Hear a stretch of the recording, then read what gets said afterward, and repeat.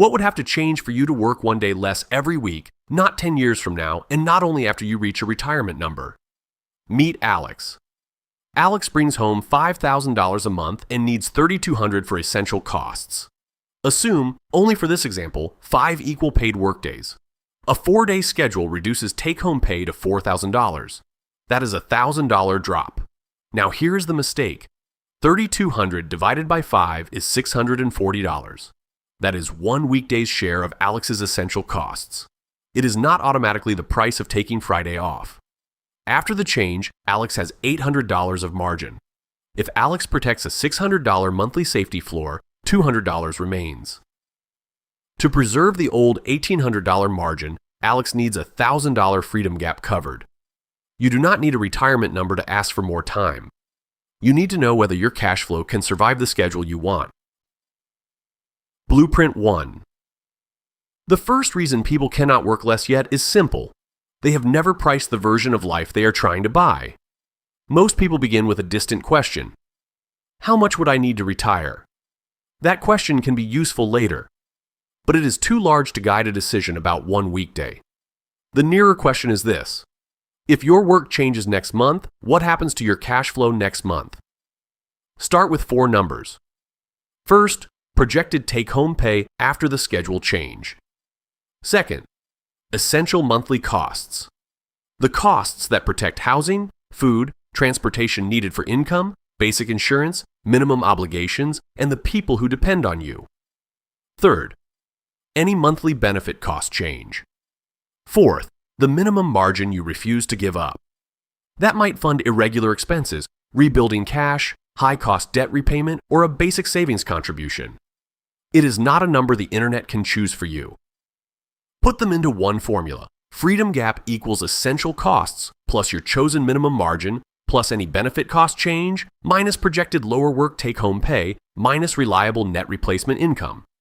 If the result is positive, that is the amount the system still has to solve. If it is 0, the plan may be worth testing. If it is negative, you have more margin than the floor you set. Return to Alex. Projected lower work take-home is $4,000. Essential costs are $3,200. Alex chooses a $600 resilience floor. There is no benefit change in this first illustration and no replacement income. $4,000 minus $3,200 leaves $800. $800 minus the $600 floor leaves $200. That does not mean Alex should immediately cut hours. It means the 4-day idea has moved from a fantasy to a testable cash flow question. Notice what did not enter the formula. A hopeful side hustle, a future raise, or a stock market return. Those might happen. They are not yet cash flow you can use to fund Friday. Decision rule: price the schedule with the income you can verify today. Treat every future income idea as 0 until it has a reliable net amount, a real payer, and a repeatable calendar. Blueprint 2. The second reason work feels impossible to reduce is that too much of the current lifestyle has become required spending.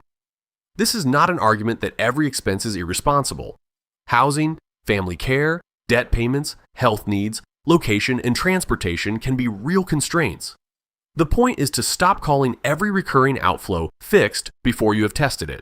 Create 2 columns. The first is the survival column, costs that would remain if work changed next month.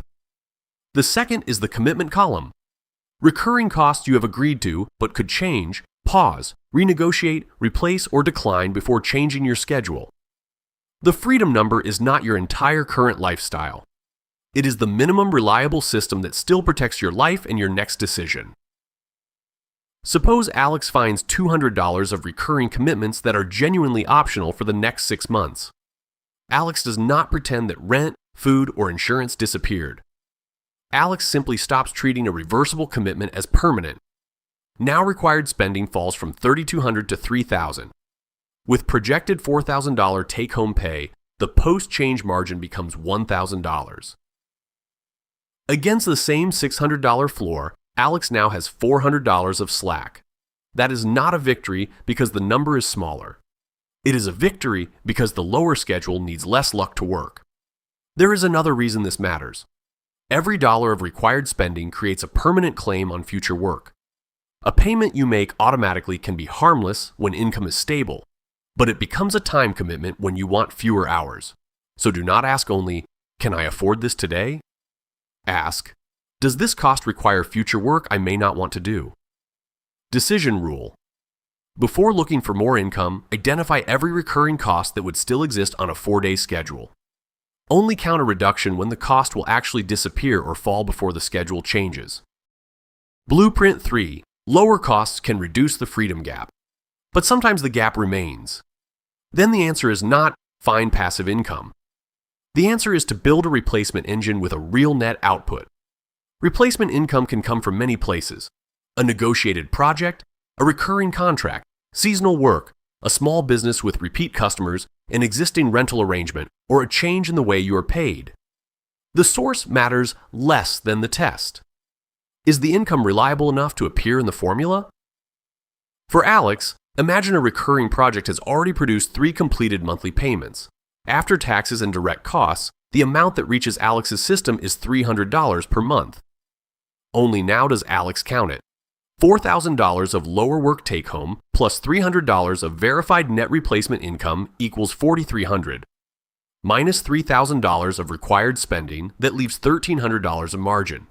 Against the $600 floor, Alex now has $700 of slack. But this is where many plans fail. They count gross revenue as if it were spendable cash. A side project that invoices $500 is not automatically $500 of freedom. Taxes, business costs, unpaid time, and irregular demand can reduce what actually reaches your household. Use net income. Use a conservative average. And use a source that exists before you cut the hours it is supposed to replace. Benefits belong in this blueprint too. A schedule change can affect insurance, retirement contributions, paid leave, or other employer policies. In March 2025, Bureau of Labor Statistics data showed a large difference in access to employer medical benefits between full-time and part-time civilian workers. That does not predict your plan. It tells you not to guess. Check your employer policy and plan documents directly. The IRS uses a 30 hours per week definition for one Affordable Care Act employer rule, but that is not a personal promise that a specific benefit will stay or disappear. Decision rule. Count replacement income only after it is net, repeatable, and documented. Count a benefit only after you know the actual cost on the other side of the schedule change. Blueprint 4. The final reason people cannot work less yet is that they try to make a permanent decision before they have run a temporary test. You do not need to resign to learn whether a lower work system is viable. Alex can simulate the change first. If the proposed schedule would reduce take-home pay by $1,000, Alex creates a separate freedom test transfer of $1,000 on payday. For the next 3 ordinary months, Alex lives on the remaining $4,000. This test is not about proving that life will never go wrong. It is about exposing the failure point while the current schedule still exists. Did essential bills stay current? Did the $600 resilience floor remain intact? Did Alex need new high-cost debt to finish the month? Did irregular expenses appear that were never included? Did the employer confirm what would happen to pay, health coverage, retirement contributions, leave, and schedule expectations? If the answer to any of those questions is no, the test has done its job. The conclusion is not, work less is impossible. The conclusion is that the freedom gap is still real, and now you know which number must change. Maybe the next move is a lower fixed cost. Maybe it is a more reliable income source. Maybe it is a different employer, a different role, a compressed schedule rather than fewer paid hours, or simply a longer cash runway before trying again. The order matters. First prove the system, then change the schedule. Decision rule: do not make a work reduction permanent until you can simulate the lower income month through normal expenses, known irregular costs, and a minimum safety floor without borrowing the plan back. Working less is not reserved for people who have reached a perfect retirement number. But it is also not created by a motivational quote, a gross revenue spreadsheet, or a vague idea of passive income. It comes from a system with a visible freedom gap. Price one free day using the pay structure you actually have. Lower the required cost of your life without pretending essential obligations are optional. Build replacement income only when it is net and repeatable. Then test the transition while the current schedule still protects you. Here is the 1-month freedom audit. Before your next payday, write down projected take-home pay after the schedule you want. List the costs that would remain. Add any verified benefit cost change. Choose the monthly margin you refuse to sacrifice. Subtract only reliable net replacement income. If the freedom gap is positive, do not hide it. Give it a job. If the gap is 0, simulate the lower work month before you make it permanent. The first freedom number is not the amount that lets you stop working forever. It is the amount that lets you decide how much of your week you still need to sell. If you found this analysis valuable, leave a like and comment. It helps the video reach more people who care about long-term financial thinking. And subscribe to the Finance Blueprint for more structured breakdowns of the world's most important financial ideas.